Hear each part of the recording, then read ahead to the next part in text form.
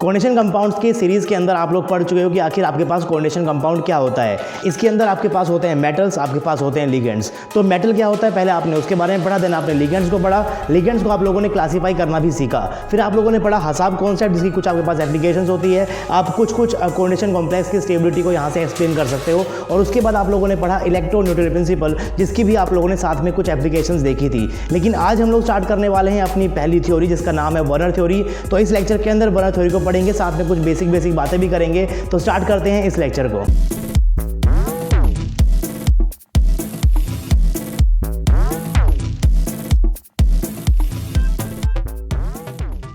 Hello guys, welcome back to RJ academy. This is RJ और आज हम लोग स्टार्ट करने वाले हैं lecture number 10 of coordination compounds. I hope कि आप लोगों ने स्टार्टिंग के लेक्चर्स देख लिए होंगे। मैं अपनी हर वीडियो के अंदर ये बोलता हुआ आ रहा हूँ, क्योंकि स्टार्टिंग के लेक्चर्स देखना काफ़ी ज़्यादा इंपॉर्टेंट है। आपको हर एक चैप्टर को बिल्कुल बेसिक से ही कवर करना है, चाहे वो कोई भी चैप्टर्स हो। काफ़ी सारे चैप्टर्स ऑलरेडी कंप्लीट हो चुके हैं आरजे एकेडमी के यूट्यूब चैनल के ऊपर। उनको देखने के लिए आपको जस्ट जाना है आरजे एकेडमी के यूट्यूब चैनल के ऊपर। प्ले सेक्शन के अंदर आपको हर एक चैप्टर की अलग से बेस देखने को मिल जाएगी। आप किसी भी प्लेलिस्ट को बिल्कुल स्टार्टिंग से शुरू कर सकते हो। बिल्कुल बेसिक से एडवांस तक हम लोगों ने वहां पर सारे के सारे चैप्टर्स को कंप्लीट किए हैं। अगर आप लोग तैयारी कर रहे हो CSIR NET exam, GATE exam, IIT exam, तो इन तीनों एग्जाम के अंदर या फिर इनके जैसे जो आपके पास एग्जाम्स होते हैं उनके अंदर आपके पास काफ़ी ज़्यादा हेल्प होगी आपके इस पर्टिकुलर सब्जेक्ट के अंदर। आज हम लोग बात करेंगे कि आखिर वर्नर थ्योरी क्या होती है। लेकिन स्टार्टिंग के लेक्चर्स के अंदर आप लोग अभी तक काफ़ी कुछ पढ़ते हुए आ चुके हो। आज हम लोग बेसिकली थ्योरीज को स्टार्ट करने वाले हैं। सबसे पहली थ्योरी जो आपके पास थी, दैट इज वर्नर थ्योरी। तो इसके बारे में डिटेल के अंदर तो बात करने वाले हैं। थ्योरी किसने दी उसके ऊपर भी बात करेंगे, कुछ उनके बेसिक उनके बारे में कुछ पॉइंट्स पढ़ेंगे, साथ में थ्योरी के पोस्टुलेट्स पढ़ेंगे और फिर उसके डिफेक्ट्स देखेंगे कि इस पर्टिकुलर थ्योरी के अंदर आपके पास लिमिटेशंस क्या क्या थी। क्योंकि आज की डेट के अंदर आपको पता है कि आपके पास VBT भी है, CFT भी है, LFT भी है। और बेसिकली हम लोग CFT और LFT को ज़्यादा यूज़ करने वाले हैं और इन थ्योरीज को ज़्यादा यूज़ नहीं करते हैं। लेकिन क्योंकि ये पहली थ्योरीज थी, क्योंकि इन्होंने पहली बार आपको कुछ चीज़ समझाई थी, इसीलिए हम लोग भी अपनी जर्नी को बिल्कुल यहीं से ही स्टार्ट करेंगे। हो सकता है बहुत सारी चीज़ें आपको पहले से ही आती हो, लेकिन आज हम ये मानेंगे कि आपको कोऑर्डिनेशन कॉम्प्लेक्स के बारे में कुछ भी नहीं पता। ये एक पर्टिकुलर कॉम्प्लेक्स बना हुआ है और आपको इसके बारे में कुछ भी नहीं पता, राइट। तो इस पर्टिकुलर कॉम्प्लेक्स के अंदर आपके पास जो मेटल है और जो लिगेंड है, आप स्टार्टिंग से पढ़ते हुए आए हो कि आपके पास कोऑर्डिनेशन कॉम्प्लेक्स के अंदर मेटल्स होते हैं, लिगेंड्स होते हैं। लिगेंड को किस तरीके से आप लोग क्लासीफाई करते हो, इसको भी आप लोग पढ़ चुके हो। तो आपके पास जो मेटल है, जो आपके पास लिगेंड है, इनके बीच में जो बॉन्डिंग हो रही है, इस बॉन्डिंग को एक्सप्लेन करने के लिए आपके पास अब काफ़ी सारी थ्योरीज आएंगी। पहली थ्योरी आपके पास होगी यहाँ पर वर्नर थ्योरी। तो इस वर्नर थ्योरी के अंदर मेटल और लिगेंड की बॉन्डिंग को किस तरीके से एक्सप्लेन किया गया, उसके बारे में हम लोग यहाँ पर चर्चा करने वाले हैं। लेकिन थ्योरी को स्टार्ट करने से पहले थ्योरी किसने दी, जरा उसके बारे में भी हम लोग यहाँ पर कुछ पॉइंट्स पढ़ लेते हैं। तो वर्नर थ्योरी बेसिकली, जैसा कि आपको नाम से दिख ही रहा है, ये थ्योरी आपको दी थी एल्फ्रेड वर्नर ने। इनका जो लाइफ पीरियड था, दैट इज 1866 to 1919, ये उनका लाइफ पीरियड था। साथ में कुछ बेसिकली मैंने यहाँ पर कुछ पॉइंट्स लिखे हुए हैं जो कि आपको इनके बारे में ऐसा पता होना जरूरी नहीं है, लेकिन अगर आप लोग सुन लोगे तो शायद थोड़ा सा मोटिवेशन भी आपको यहाँ पर मिल जाए। So he was a son of factory worker, यानी कि बिल्कुल एक मिडिल क्लास फैमिली से बिलोंग करते थे।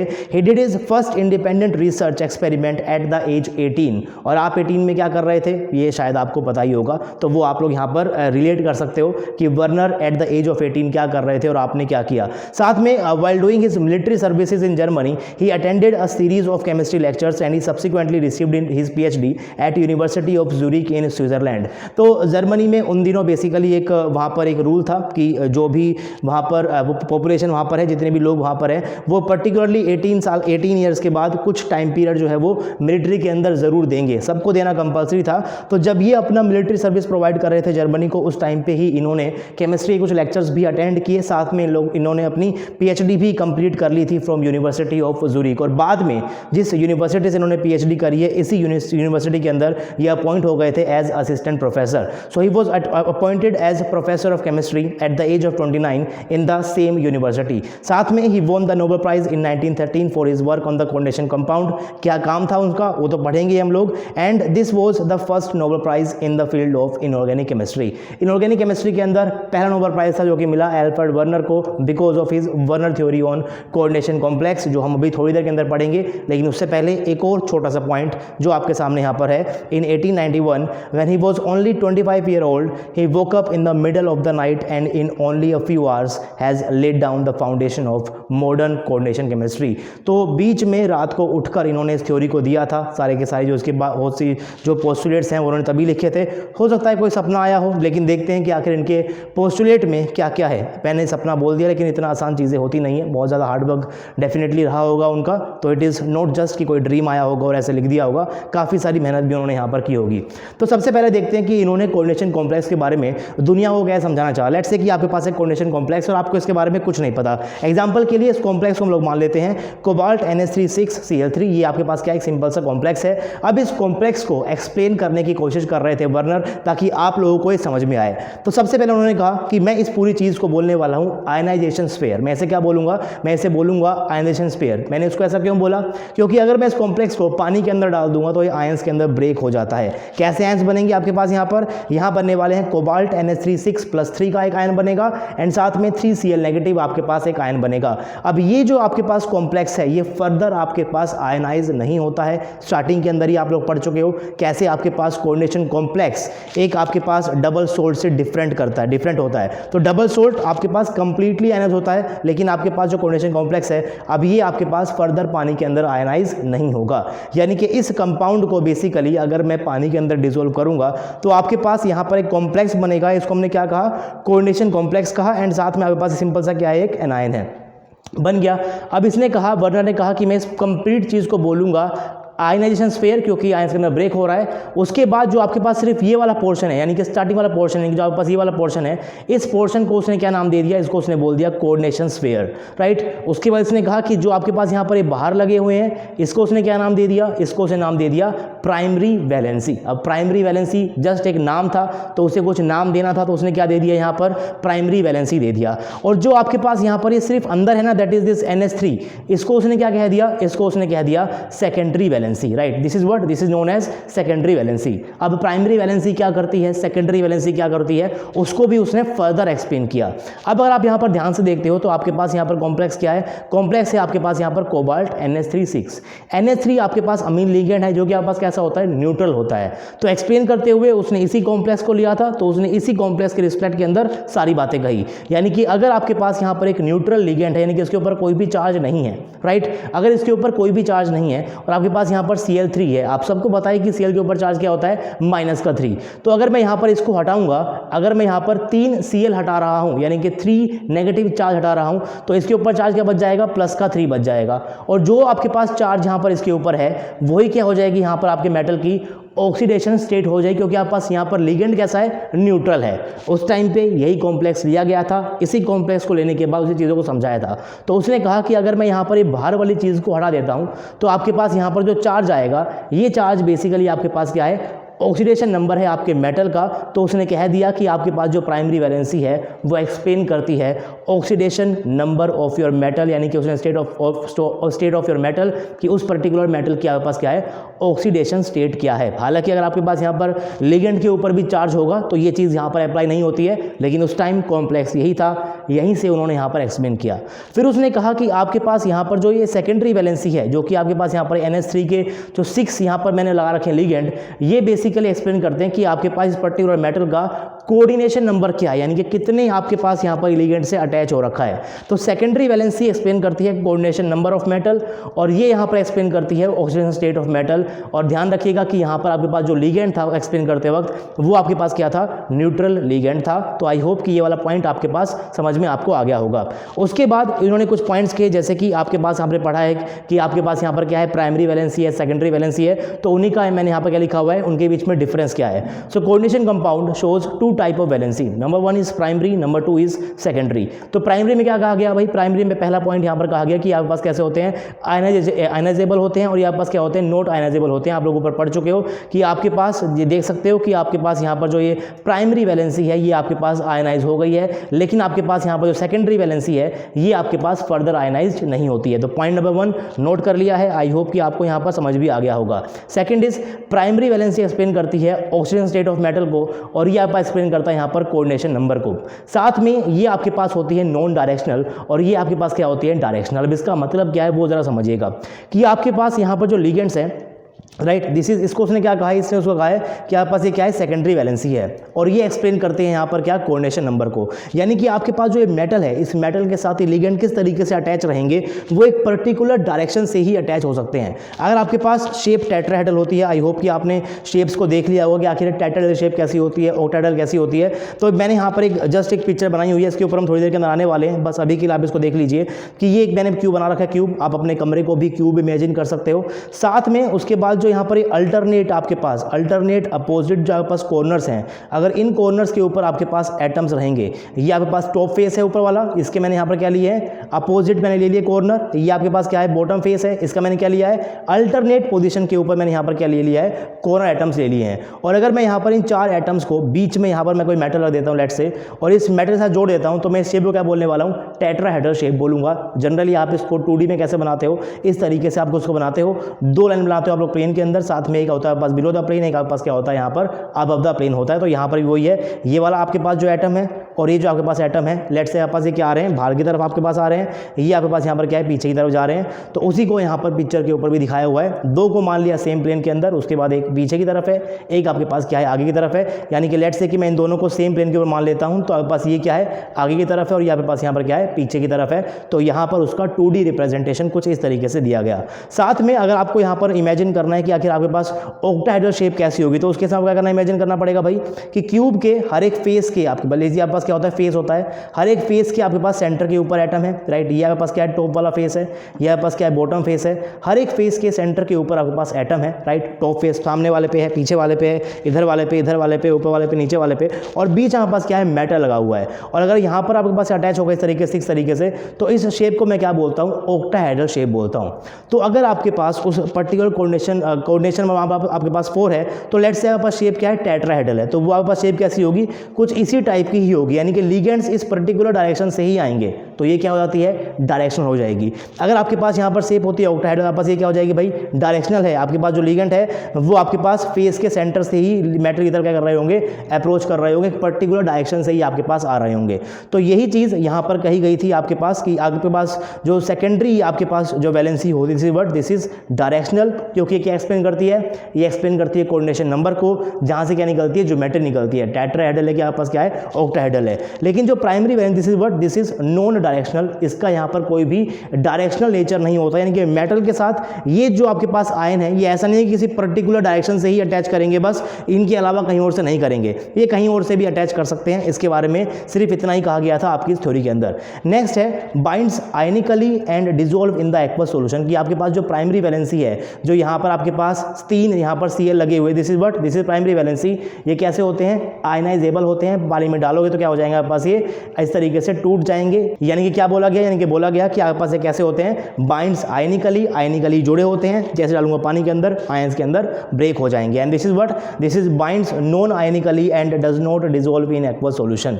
Nothing to do with geometry and shape. आपके पास जो प्राइमरी वैलेंसी है, जो यहाँ पर ये Cl के 3 आपके पास जो एनायन है, इनका शेप में और ज्योमेट्री में कोई लेना देना नहीं होता। लेकिन आपके पास यहाँ पर जो ये सेकेंडरी वैलेंसी है, this plays an important role in geometry and shape. इसका क्या होगा, आपके पास एक इंपॉर्टेंट रोल यहाँ पर होता है। उसके बाद this is represented by broken line and this is represented by thick line. कैसे रिप्रेजेंट करते हैं, एक बार मैं आपको यहाँ पर दिखा देता हूँ। तो अगर आपके पास यहाँ पर कॉम्प्लेक्स होगा कोबाल्ट NH3 ये रही आपके पास प्राइमरी वैलेंसी, ये रही आपके पास सेकेंडरी वैलेंसी। क्योंकि आपके पास यहाँ पर 6 है, यानी कि कोऑर्डिनेशन नंबर हो गया 6, यानी कि आपके पास ज्योमेट्री क्या हो गई, ऑक्टाहेड्रल। उस टाइम पे मेजरली जो आपके पास कॉम्प्लेक्स थे वो कैसे थे, सारे के सारे ऑक्टाहेड्रल ही थे। तो आपके पास ये क्या बन जाएगा, ऑक्टाहेड्रल बन जाएगा। तो मैंने यहाँ पे फिगर बनाया हुआ ऑक्टाहेड्रल का इस तरीके से। ये आपके पास ऊपर वाले 2 साइड से है, ये आपके पास थोड़ा पीछे जा रहा है क्लियर से, कि आपके पास ये क्या है, ये आपके पास बैक साइड वाला मान लो इसको, इस तरीके से मैं बना देता हूँ इसको भाई। बैक साइड का है ये आपके पास, ये भी आपके पास क्या है, बैक साइड का है, ये आपके पास फ्रंट साइड का, और यहाँ पास यहाँ पर क्या है, फ्रंट साइड का है। तो यहाँ पास क्या बन गई, बेसिकली एक ऑक्टाहेड्रल शेप बन गई। तो मैं यहाँ पर उसको थिक लाइन से रिप्रेजेंट कर रहा हूँ, सिर्फ ऐसे ही उसने यहाँ पर क्या कर दिया, उसको रिप्रेजेंट कर दिया, राइट। उसके बाद जो ये Cl है, ये आपके पास कैसे होते हैं, नॉन डायरेक्शनल होते हैं। तो इसको आप कहीं से भी लगाओ, कोई फर्क नहीं पड़ता है। लेकिन Cl को और मेटल को आपको यहाँ पर इस डैश लाइन से इस तरीके से जोड़ना होता है। तो आप अगर चाहो तो यहाँ पर Cl को आप कहीं भी लगाओगे, फर्क नहीं पड़ता है, लेकिन आपको इसको कैसे जोड़ना है, डॉटेड लाइन से आपको इसको जोड़ना है। तो प्राइमरी वैलेंसी को यहाँ पर दिखाया जाता है ब्रोकन लाइन से या फिर डॉटेड लाइन से, और आपके पास सेकेंडरी वैलेंसी है that is shown by thick lines in case of Werner theory. Werner जो है वो इसका स्ट्रक्चर कुछ इस टाइप से बनाते थे। सेकंड यहाँ पर उसका जो postulate that is what, that is every element have to satisfy both primary and secondary valency, यानी कि सारे के सारे आपके पास जो यहाँ पर मेटल्स होते हैं, जो आपके पास कॉम्प्लेक्स में जो मेटल होगा उसको प्राइमरी भी और सेकेंडरी भी दोनों को क्या करना पड़ेगा, सेटिस्फाई करना पड़ेगा। लेकिन पहले क्या करना पड़ेगा उसको, पहले उसको सेकेंडरी वैलेंसी को सेटिस्फाई करना है, देन उसको फर्स्ट को करना है। यानी कि सेकेंडरी को करना क्या है, एसेंशियल है, जरूरी है। अगर हो सके तो फर्स्ट को वो छोड़ सकता है, राइट। मान लो ऐसा कोई केस बन जाए जहां पर सिर्फ एक ही आपके पास क्या होगी, यहाँ पर सेटिस्फाई होगी, तो आपको सेकेंडरी वालों को सेटिस्फाई करना है, प्राइमरी को आपको बाद में सेटिस्फाई करना है। तो मैं आपको कुछ एग्जांपल देता हूं। लेट्स से कि आपके पास कोई कॉम्प्लेक्स है CONH3 4Cl3, यहाँ पर आपके पास क्या है, NH3 के 4 आपके पास लिगेंड है और आपके पास यहाँ पर क्या है, Cl का 3 है। अगर ये आपके पास एक ऑक्टाहेड्रल कॉम्प्लेक्स होगा तो आपको पता है कि आपके पास जो मेटल है उसके पास क्या होंगे, यहाँ पर 6 लिगेंड आपके पास यहाँ पर जुड़े हुए होंगे, राइट। अगर ये आपके पास एक ऑक्टाहेड्रल कॉम्प्लेक्स है तो आपके पास 6 लिगेंड यहाँ पर मेटल से जुड़े होंगे in the shape of octahedral. तो आपको पहले यहाँ पर 6 लिगेंड्स को अटैच करना है, क्योंकि वो आपके पास बेसिकली क्या है, सेकेंडरी वैलेंसी है, उसको यहाँ पर सेटिस्फाई करना जरूरी है।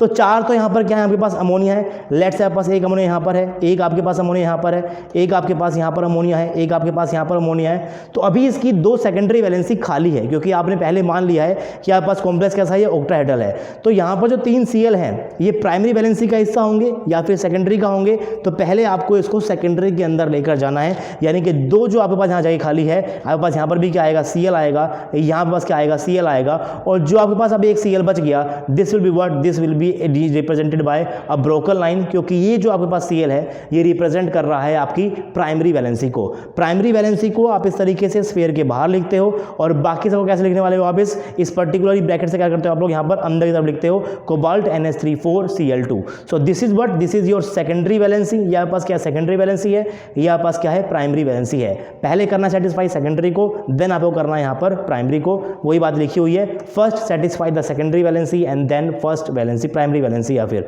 अगर आपके पास कॉम्प्लेक्स है CONH3 4 और Cl2, यहाँ पर पास Cl के 3 नहीं है, सिर्फ 2 ही हैं, तो उसके इसमें क्या होगा भाई, 4 तो ये रहे, 2 ये रहे, यानी कि जो आपके पास 6 हैं लिगेंड्स, ये आपके पास 6 लिगेंड की तरह काम करेंगे और मेटल जुड़े हुए होंगे। तो कॉम्प्लेक्स रहेगा यहाँ पर CONH3 4Cl2। बाहर कोई भी Cl लगाना जरूरी नहीं है, क्योंकि आपके पास इतने ही यहाँ पर सिर्फ ग्रुप दिखा रखे हैं जो सिर्फ और सिर्फ प्राइमरी वैलेंसी को, सेकेंडरी वैलेंसी को सेटिस्फाई कर सकते हैं। प्राइमरी के लिए यहाँ पर कुछ बचा ही नहीं।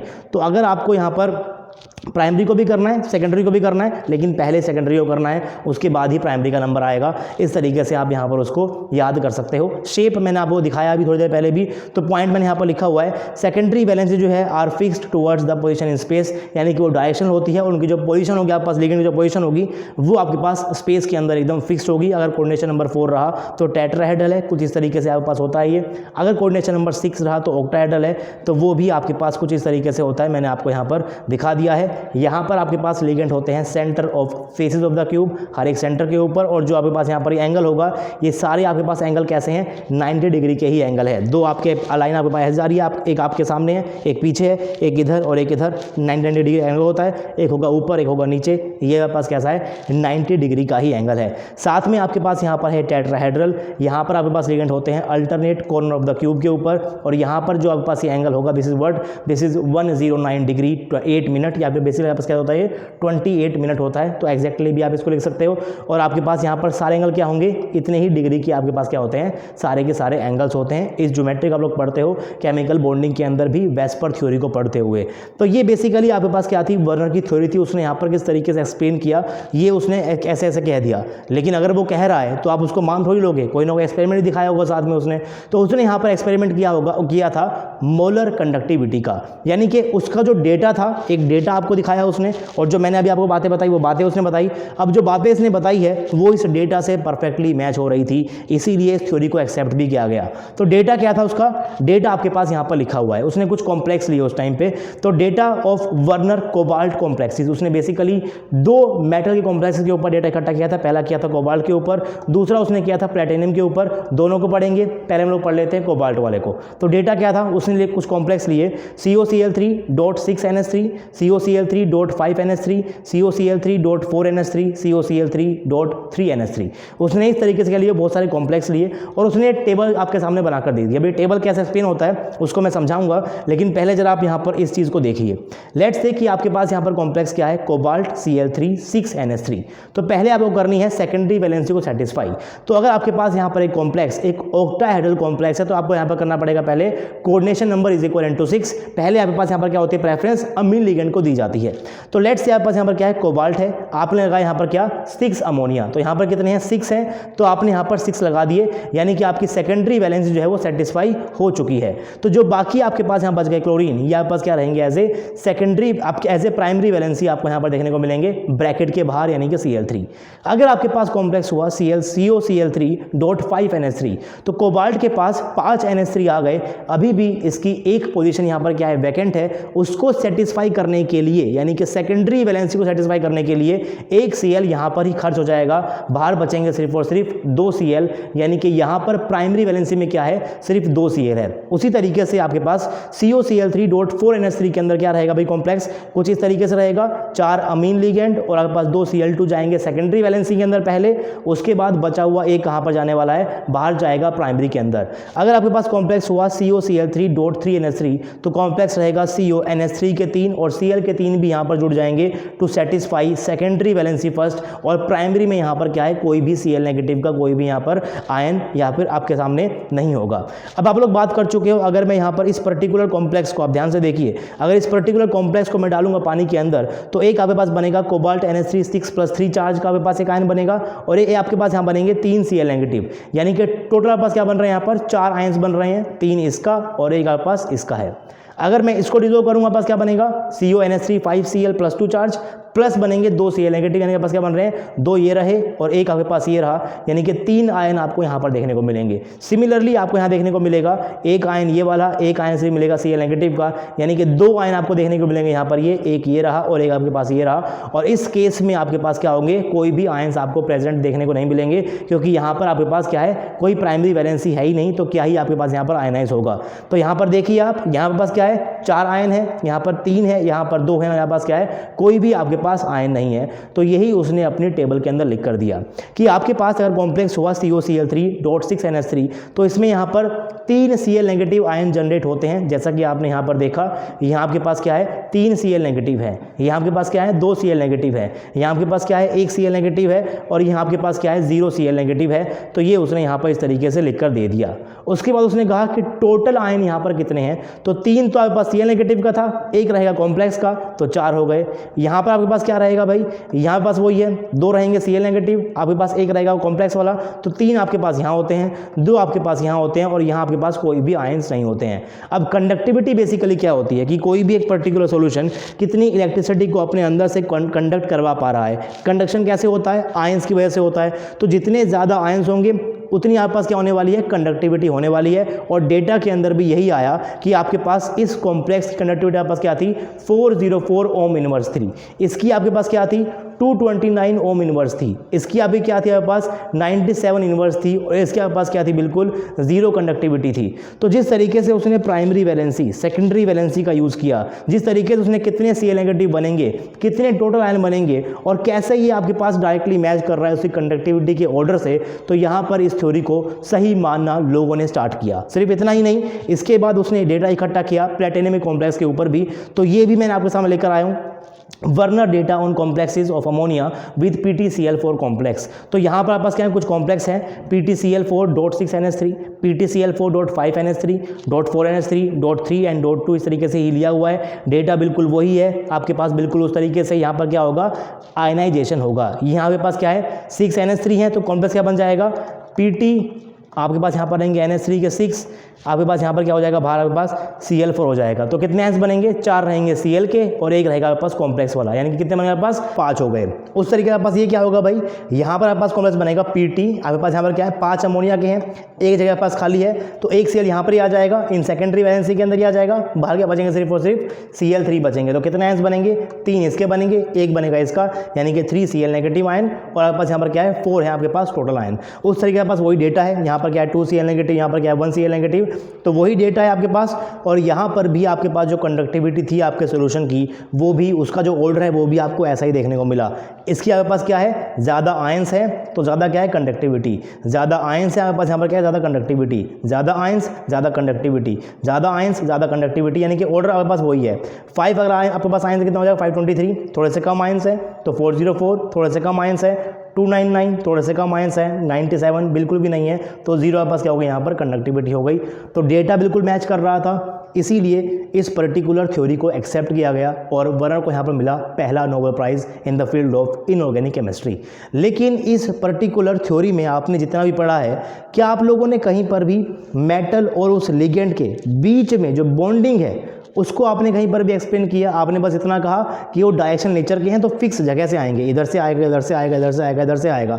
चलो एक बार को आपने स्ट्रक्चर को बता भी दिया कि ये ऑक्टाहेड्रल क्यों है, ये टेट्राहेड्रल क्यों है, लेकिन उसने ये बिल्कुल भी नहीं बताया कि मेटल और आपके पास जो लिगेंड है उनके बीच में बॉन्डिंग किस तरीके से है, जो इलेक्ट्रॉन्स आपके रहते हैं ऑर्बिटल्स के अंदर, उन ऑर्बिटल्स के बीच में किस तरीके से ओवरलैपिंग हो रही है, उसके बारे में तो यहाँ पर बिल्कुल भी बात ही नहीं की गई। यानी कि वर्नर थ्योरी में आपको सिर्फ और सिर्फ थोड़ा सा ही आइडिया मिला कि भाई ये कॉम्प्लेक्स है तो इसका ऑर्डर कैसा आ गया, थ्रू कंडक्टिविटी। ज़्यादा बातें यहाँ पर उसने नहीं कही, लेकिन पहली बार उसने यहाँ पर यूज़ किया प्राइमरी वैलेंसी और सेकेंडरी वैलेंसी, और इस प्राइमरी वैलेंसी और सेकेंडरी वैलेंसी से हमको मिले दो नए कॉन्सेप्ट। पहला मिला ऑफ कोऑर्डिनेशन नंबर और सेकंड आपको मिला यहाँ पर कि आखिर उसके पास ऑक्सीजन स्टेट क्या है आपके पास मेटल की। तो कुछ कुछ नए नए वर्ड्स यहाँ पर आपके पास डिस्कवर हुए और इन वर्ड्स को बाद में ले जाकर क्या किया गया, बड़ी बड़ी एडवांस थ्योरीज के अंदर भी इनको ही यूज़ किया गया। तो कुछ डिफेक्ट्स क्या क्या है इस थ्योरी के, मैंने कुछ तो आपको बता ही दिए। बाकी यहाँ पर क्या है, it may help in structural representation of some complexes but can't explain bonding between metal and ligand. Metal और लिगेंड के बीच में बॉन्डिंग को यहाँ पर बिल्कुल भी एक्सप्लेन नहीं किया गया। Thus it is not a bonding theory, ये एक बॉन्डिंग थ्योरी नहीं है। उसके बाद कहा गया कि 90% of the complex at that time was with 6 coordination number और 4 कोऑर्डिनेशन नंबर, यानी कि उस टाइम के ऊपर जो कॉम्प्लेक्स नोन थे उसका आपके पास कोऑर्डिनेशन नंबर क्या होता था, या तो 6 या तो 4। अब आपके पास कोई कॉम्प्लेक्स लेकर आऊँ मैं तो इस कॉम्प्लेक्स का कोऑर्डिनेशन नंबर क्या होगा, 6 होगा कि 4 होगा, डिफरेंशिएट नहीं कर पाओगे with the help of Werner theory. Werner theory उसको डिफरेंशिएट नहीं कर सकती। साथ में आपको पता है कि अगर आपके पास उस पर्टिकुलर कॉम्प्लेक्स का कोऑर्डिनेशन नंबर 4 है तो 4 के अंदर भी आपके पास शेप हो सकती है स्क्वायर प्लेनर भी और टेट्राहेड्रल भी, इन दोनों में से क्या होगी उसको भी यहाँ पर बिल्कुल भी एक्सप्लेन नहीं किया गया। साथ में 6 और 4 के अंदर कॉम्प्लेक्स आपके पास है, उनमें डिफरेंशिएशन क्या है वो भी यहाँ पर आपके पास बिल्कुल भी कोई डिफरेंशिएशन नहीं मिला। बस बेसिक सी बातें करी और उसके बाद थ्योरी ने ज़्यादा कुछ एक्सप्लेन नहीं किया। But Werner theory gives us idea about coordination number, oxygen state, coordination sphere and ionization sphere. इनके बारे में उसने हमें पहला बेसिक आइडिया दिया और इन्हीं कॉन्सेप्ट्स को आगे ले जाकर हमने यूज़ किया है एलएफटी के अंदर भी, सीएफटी के अंदर भी, वीबीटी के अंदर भी, जो हम पढ़ने वाले हैं इस लेक्चर सीरीज़ के अंदर आगे। यानी कि पहले पढ़ेंगे वीबीटी, देन हम लोग पढ़ने वाले हैं सीएफटी। लेकिन वीबीटी और सीएफटी का आप लोग पढ़ने वाले हो कोऑर्डिनेशन कॉम्प्लेक्स 1 वाले भी, 2 वाले भी, 3 वाले भी, 4 वाले भी, 5 वाले भी, 6 वाले भी, यानी कि आपके पास अलग अलग कोऑर्डिनेशन नंबर हो सकते हैं। और जैसे आपके पास बदलता है कोऑर्डिनेशन नंबर वैसे ही आपके पास क्या बदल जाती है, ज्योमेट्री और शेप आपकी बदल जाती है। तो उन थ्योरीज को स्टार्ट करने से पहले मैं यहाँ पर 1 या 2 लेक्चर लूँगा जहाँ पर मैं आपको एक बार दिखाऊंगा कि आपके कॉम्प्लेक्सेस का कोऑर्डिनेशन नंबर क्या क्या हो सकता है। क्या 0 पॉसिबल है, क्या 1 पॉसिबल है, क्या 7 पॉसिबल है, 9 पॉसिबल है। तो यस, ये सारे पॉसिबल होते हैं। आपके पास जो कॉम्प्लेक्सेस हैं वो कोऑर्डिनेशन नंबर 0 से लेकर 9 तक आपको देखने को मिलते हैं। तो अगर कोऑर्डिनेशन नंबर 0 होगा तो शेप कैसी होगी, अगर कोऑर्डिनेशन नंबर 4 है तो शेप कौन कौन सी हो सकती है, अगर 5 है तो कौन कौन सी हो सकती है। एक बार मैं आपको उसके बारे में ओवरव्यू देता हूँ, उसके बाद हम लोग वीबीटी को और सीएफटी को स्टार्ट करेंगे तो आपको और भी अच्छे से वो समझ में आने वाला है। तो एक बार हम सारे के सारे एग्जाम्पल्स देख लेते हैं और अलग अलग कोऑर्डिनेशन नंबर की क्या क्या शेप हो जाती है वो भी हम देख लेते हैं कि आपके पास अगर कोऑर्डिनेशन नंबर 0 होगा तो शेप क्या होगी, कोऑर्डिनेशन 1 होगा शेप क्या हो सकती है, 2 है तो क्या क्या शेप हो सकती है, 3 में क्या क्या ऑप्शंस हैं, 4 में क्या क्या ऑप्शंस हैं, 5 में क्या क्या ऑप्शंस हैं। तो एक बार वो सारे ऑप्शंस देख लेते हैं, उसके बाद हम लोग यहाँ पर जो चीज़ें हैं उनको आगे बढ़ेंगे थ्रू वीबीटी और सीएफटी। तो यहाँ पर मैं आपको बताऊंगा कि अगर आपने वेस्पर थ्योरी को पढ़ा है केमिकल बॉन्डिंग के अंदर तो एक बार आप उस थ्योरी को भी रिवाइज करिएगा, क्योंकि वहाँ पर जो आपके पास शेप्स होती हैं बेसिकली वैसी ही शेप्स आपके पास यहाँ पर भी आने वाली हैं। तो जो भी शेप मैं आपको दिखाऊंगा। हो सकता है कि मैं साथ में आपको यहाँ पर उसकी 3D फोटो भी दिखा दूँ, ताकि आपको वो शेप है ज़्यादा अच्छे से आप लोग उसको रिलेट कर सकें और आप यहाँ पर चैप्टर को अच्छे से समझ भी सकें। तो ये था आपके आज का लेक्चर। आपको लेक्चर अच्छा लगा तो आपको वीडियो को लाइक ज़रूर करना है, आपको शेयर करना है वीडियो को अपने फ्रेंड के साथ, साथ में अपने सारे के सारे क्लासमेट्स के साथ, और उनको बताना है कि आरजे अकेडमी के ऊपर आपको मिल रहा है complete free course for the preparation of CSIR NET, IIT JAM and GATE exam. Channel के ऊपर नए हो, आपने अभी तक सब्सक्राइब नहीं किया है तो सब्सक्राइब कर लो। अगर वीडियो यहाँ तक देखा है तो चैनल को सब्सक्राइब भी कर लो, और सब्सक्राइब करते हुए आपको बेल आइकन को भी प्रेस करना ताकि नोटिफिकेशन आप तक पहुँच जाए। जैसे ही यहाँ पर कोई वीडियो आएगी आप पर नोटिफिकेशन आ जाएगा और उस वीडियो को आप बिल्कुल भी मिस नहीं करोगे। और आपको हमारा काम अच्छा लगता है तो आप आरजे अकेडमी की फाइनेंशियल हेल्प भी कर सकते हो। आप हमें गूगल पे, फोन पे या पेटीएम कर सकते हो। नंबर आपकी स्क्रीन के ऊपर है 9053519385। आपसे मिलूंगा मैं नेक्स्ट क्लास में। तब तक के लिए पढ़ते रहिए, पढ़ाते रहिए, खुश रहिए। Thank you so much.